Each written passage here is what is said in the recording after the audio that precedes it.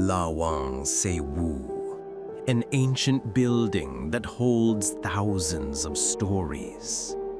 Behind the long unused railway tracks, there is a guardian who never leaves that place. Tonight, we reveal its secret.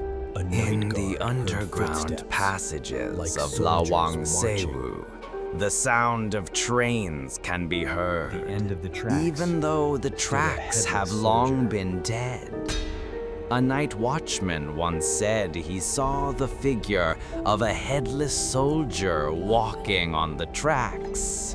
Since then, he stopped working because the shadow always follows him home. The Lawang Sewu railway tracks still hold the shadow of a ghost that never goes away. If one night you walk there, listen carefully. There may be other footsteps following you.